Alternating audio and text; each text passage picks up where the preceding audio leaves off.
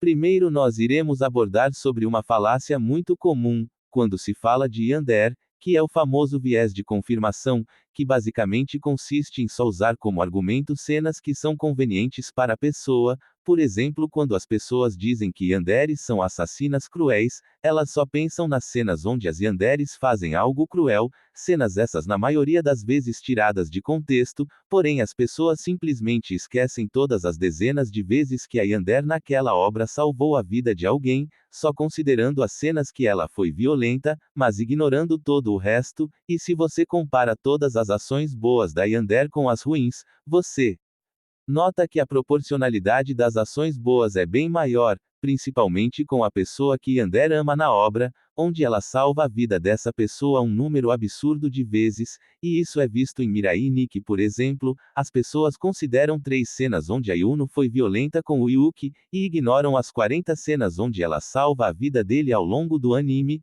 como se as atitudes ruins dela anulassem as atitudes boas, que em contrapartida são bem maiores.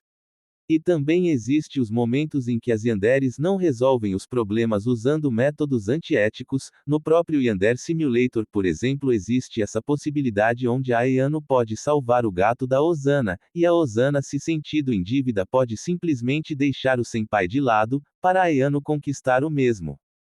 Anyone before, and I can't bear the thought of seeing him with anyone else.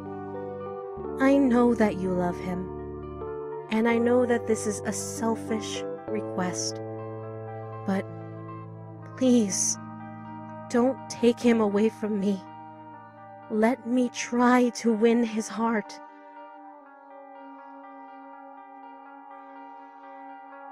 You got me. It's true. I do have feelings for him. But after everything you've done for me, I could never take someone away from you.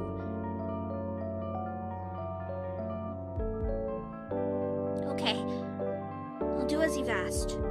I'll stay away from him. Thank you. But you'd better take really good care of him, okay?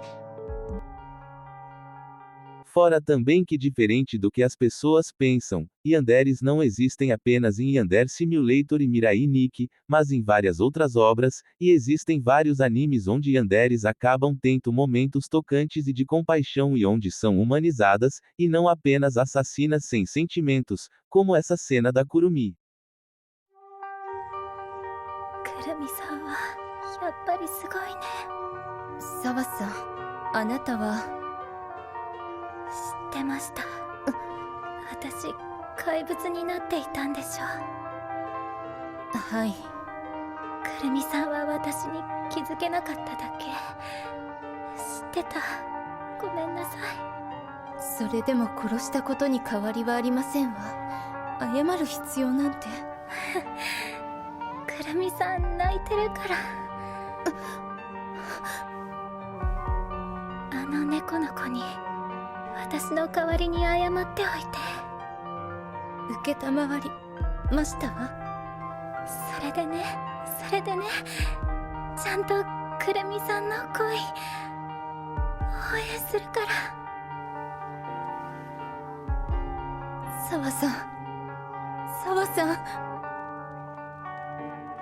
本当にごめんなさい。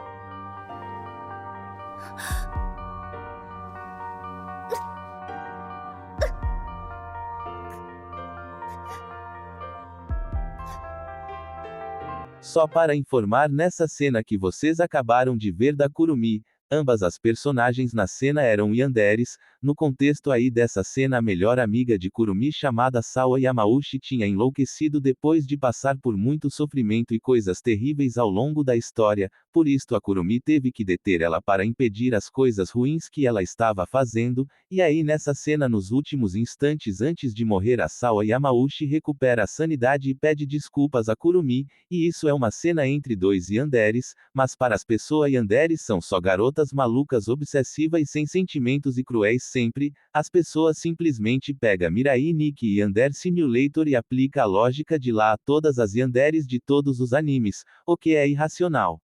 Outro ponto que é totalmente ignorado pela maioria das pessoas e que existem vários tipos de yandere, não apenas um único tipo, onde cada tipo de yandere age de uma forma diferente. Explicando melhor esta questão, as yanderes têm em comum o fato de serem obsessivas amorosamente, mas isso não significa que elas lidam com essa obsessão da mesma maneira e se comportam da mesma forma. Por exemplo, temos as yanderes controladoras que sentem a necessidade de controlar seu senpai, muitas vezes o tratando como um animal de estimação, ou tratando-o mesmo como uma propriedade. Temos como exemplo a Makima de Shosalmen. As yanderes submissas, que são obsessivas pelo amado no sentido de se submeter a ele atendendo às vontades dele, porém exceto na questão de algo que envolva os ciúmes dela ela vai desobedecer, ou seja, o senpai não pode, por exemplo, ordenar que ela deixe ele ficar com outra mulher. Temos como exemplo a Misa Amane de Death Note, que era submissa ao Kira, porém quando o Light disse que precisava sair com outras garotas para enganar o detetive L, ela não aceitou.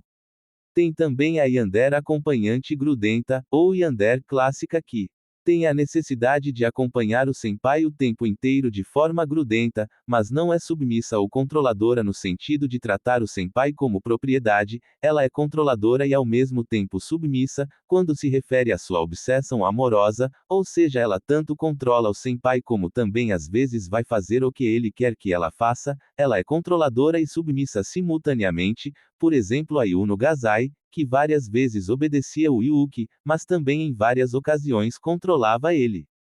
Tem também a yandere sequestradora, que é um tipo de yandere mais focada somente em sequestro, que ela sequestra o amado para ficar com ele e não deixar nenhuma mulher ficar com o mesmo, e assim ficar com o amado o dia inteiro. Este tipo não tem um exemplo claro. Se vocês tiverem, digam nos comentários.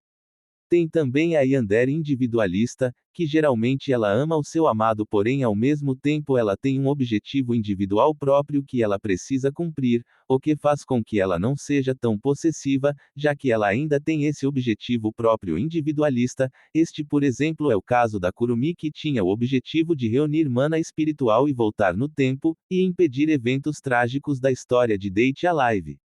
E também existe a yandere retraída, que geralmente ela tem uma obsessão amorosa pelo amado, porém ela sempre age por debaixo dos panos, e não tem coragem de se aproximar do mesmo, sempre agindo por debaixo dos panos. Por exemplo, a Ayano do jogo Yandere Simulator.